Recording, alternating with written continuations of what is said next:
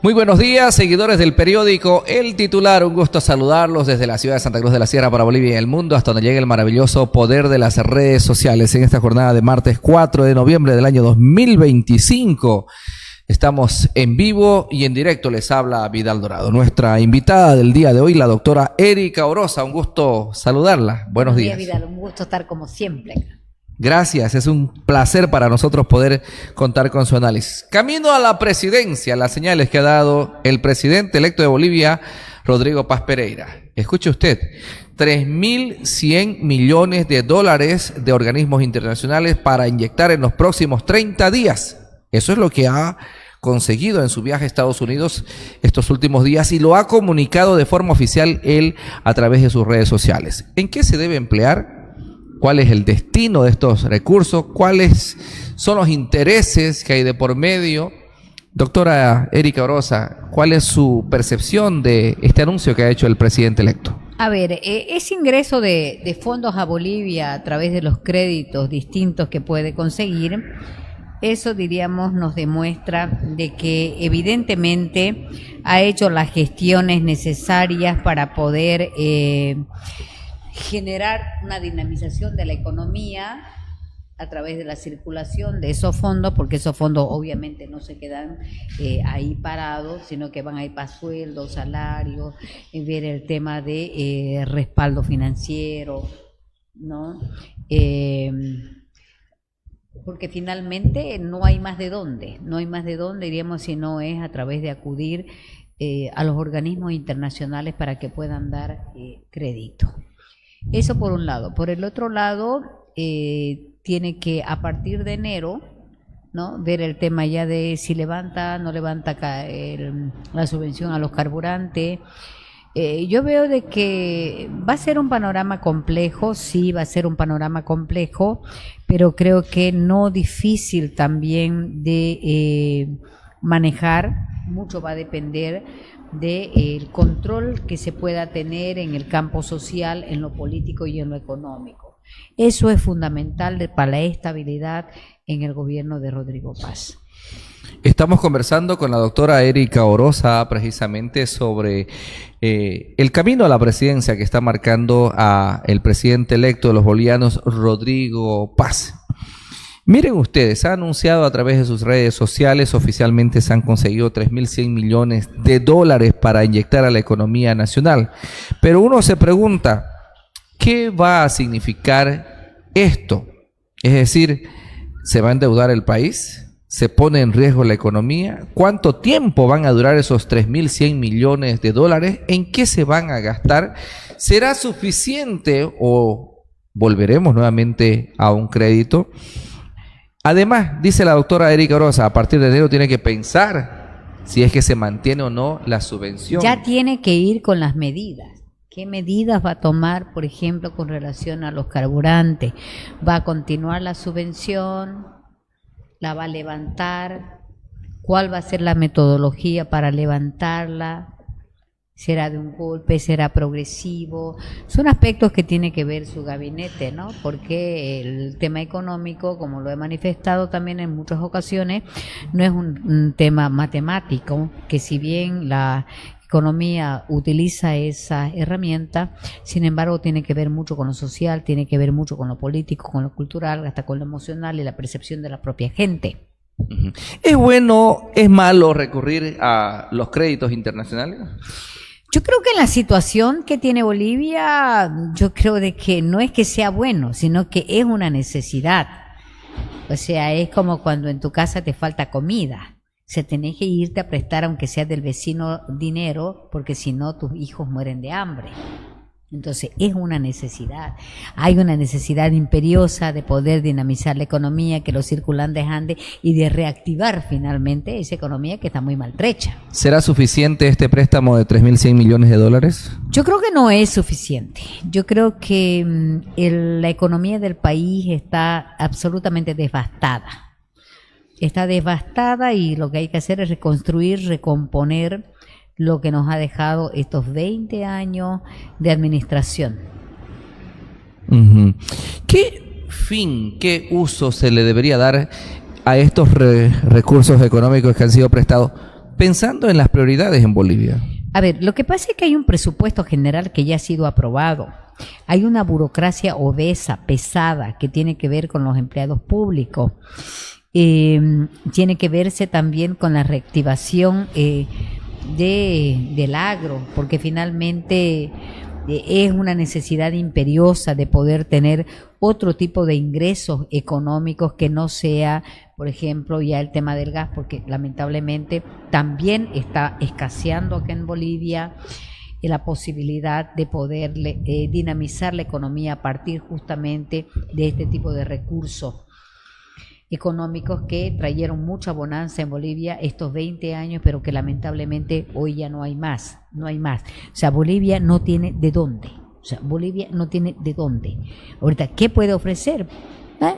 Tiene que ver, por ejemplo, el tema del litio, cómo va a ser, ¿no es cierto?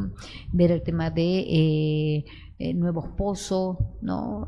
Seguir trabajando en los que ya hay para poder encontrar recursos naturales, porque no, o sea, no hay más de dónde. Y aquí la única opción que tiene Bolivia es el cambio de matriz económica.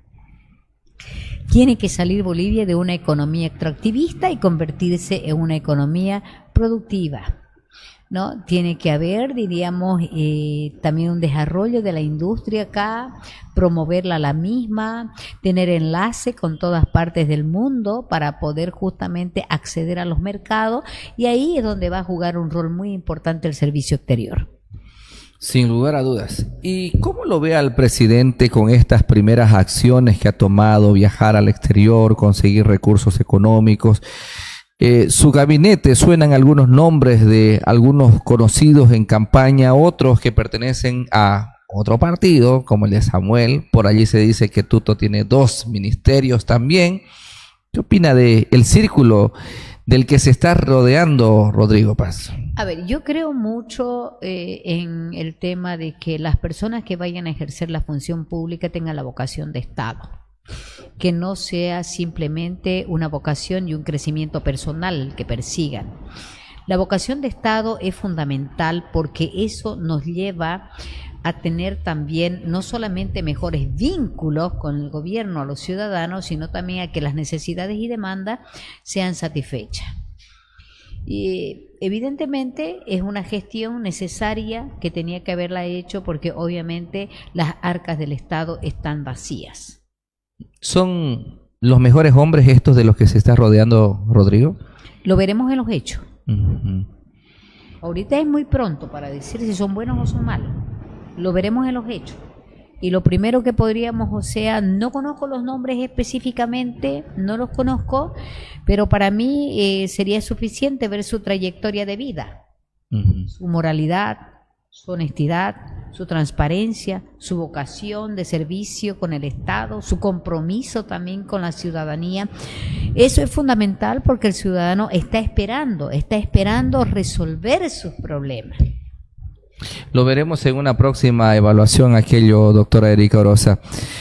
Rumbo a la presidencia, pareciera desafiante la forma como el presidente o el vicepresidente, el capitán Lara, ha convocado a la población, a la gente que lo apoya para irse a la Plaza San Francisco después de la toma de juramento y con ello asumir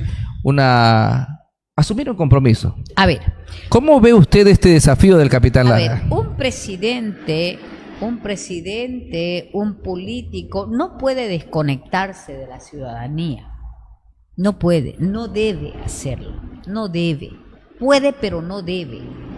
No debe desconectarse de esa ciudadanía que le ha puesto el voto, porque al ponerle el voto existe ya una relación, diríamos como un contrato, ¿no?, entre el ciudadano y el gobernante. Entonces hay compromisos que tanto el gobernante debe cumplir como también el gobernado respetar las leyes, la Constitución, y lo mismo del otro lado. ¿Hace bien el capitán Lara? Yo creo que Lara siempre tuvo una característica bastante populista, ¿no? Él es una persona que entraba a la política justamente vinculado mucho al populismo, entonces él no puede perder esa esencia, entonces probablemente va a ser el contrapeso de Rodrigo también. Algunos lo están viendo como un desafío. Yo diría que sí, no también, ¿no? Probablemente las intencionalidades solamente él las tiene en su cabeza. Las intencionalidades y sus apetitos personales que pueda tener en la vida política. Pero yo creo, diríamos, que puede ser más bien, si hay una buena conexión y un buen relacionamiento entre el presidente y vicepresidente, puede ser una especie de amortiguador. ¿Y usted cree que hay buena relación entre ambos? No lo conozco, no conozco a fondo, diríamos, si han habido o no han habido discrepancias, si las hay, no las conozco, pero creo que en política, ¿no? Y con certeza te digo, tiene que haber armonía, tiene que haber conexión, tiene que haber sintonía, sobre todo, porque si no hay sintonía, entonces va a ser algo bastante disonante. ¿Qué cree usted que debería decir el capitán Lara a la gente allí en la Plaza San Francisco? Que van a cumplir lo que han prometido, porque no es nomás, es decir, prometerle al ciudadano y no cumplirle después. Ellos tienen una obligación, tienen un compromiso, ellos prometieron algunas cuestiones, ¿no? Por ejemplo, el tema de el bono, ¿no? Bono dignidad, subirlo. Entonces vamos a ver cómo lo va a cumplir. El tema de las casas también, de la vivienda, tiene que cumplir. Pero sobre todo tiene que cumplir la lucha contra la corrupción, que ha sido su bandera. Eso es lo que tiene que cumplir, porque eso es lo que nos preocupa a nosotros, porque como ciudadanos, porque eso es algo transversal que afecta a la política, que afecta a la cultura, que afecta a lo emotivo, a la percepción de la gente. O sea, él se comprometió desde una entrada, voy a luchar contra la corrupción, y fue su bandera. Vamos a ver si eso se va a traducir de manera efectiva de él, ¿no? Ya asumiendo la vicepresidencia. O eran puros cuentos, no lo sé, veremos, ¿no es cierto? Ojalá que lo cumpla, ojalá que cumpla la promesa, porque eso le va a hacer mucho bien al gobierno de Rodrigo Paz. ¿Cuánta gente cree usted que pueda concentrar el capitán Lara allí en la Plaza San Francisco? Creo que tiene bastante fortaleza él allá, ¿no? ¿Qué significa si va harta gente a esa concentración? Ese es un respaldo hacia él. Es un respaldo y es un sostén que le está dando la señal de que están con él. ¿Usted cree que Rodrigo Paz debería ir a la concentración a la que está convocando el capitán Lara? Yo iría. Yo siendo Rodrigo Paz, yo iría. ¿Por qué? Porque finalmente ellos están en sintonía.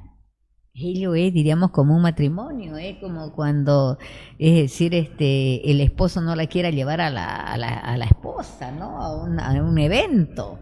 Tal vez la pregunta es, ¿qué pasa si Rodrigo no va a esa concentración de la Plaza San Francisco? Yo creo que si él no iría sería porque tiene otras actividades y tiene otra agenda ya marcada, no porque no quiera, sino porque las actividades de él como presidente también le van a demandar mucho más exigencias. ¿Y se va a ver bien o mal si no va a esa concentración?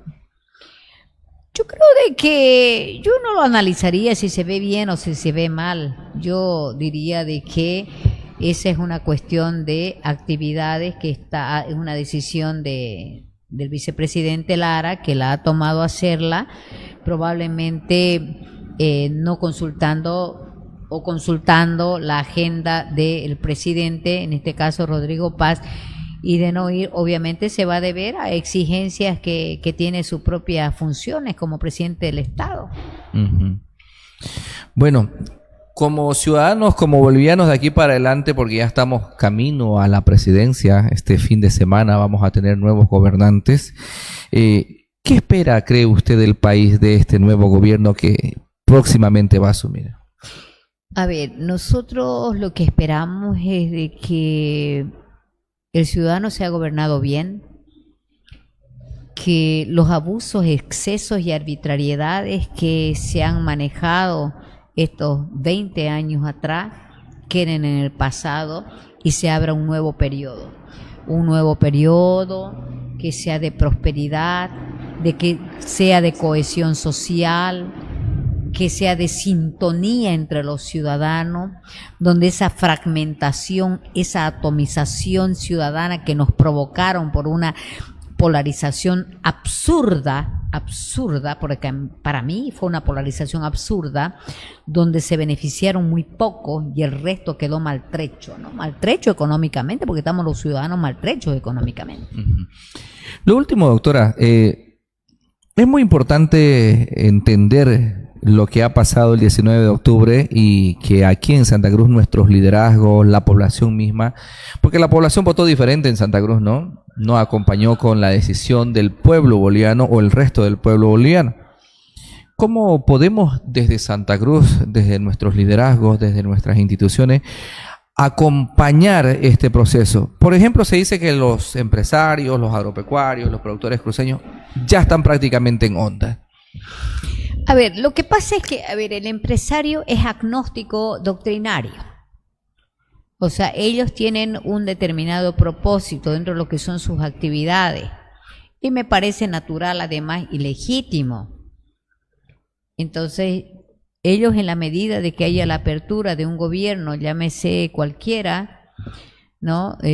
Mientras ellos, diríamos, entiendan de que tienen la apertura de poder seguir desarrollando sus actividades privadas, obviamente que lo van a hacer y está bien que lo hagan, ¿no? Pero ese tipo de actividades obviamente tienen que ser saludables para el Estado.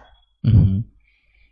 Y la población en general que votó en contra, digamos, en Santa Cruz.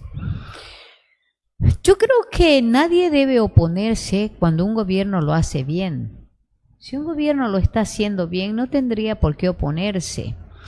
Yo creo de que el ciudadano tiene que ser bastante crítico, autocrítico y darse cuenta cuando alguien está haciendo bien. No tiene por qué asumir postura solamente por una cuestión de que o no le gusta el presidente o él no votó por el presidente. No importa, quien no votó igual va a gobernar el presidente.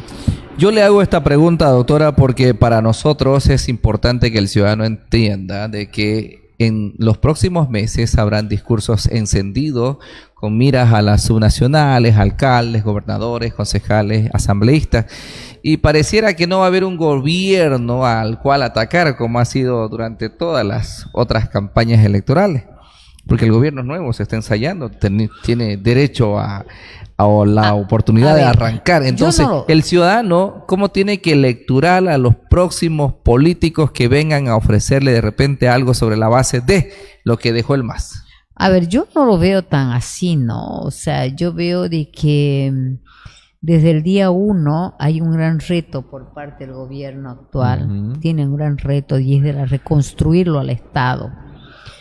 La percepción que tenga de la gente de esa reconstrucción va a ser la que va a marcar la línea para las próximas elecciones subnacionales. Es decir, ¿qué tiene que hacer el Estado? No, el Estado no, el presidente tiene que dar las mejores señales, ¿no?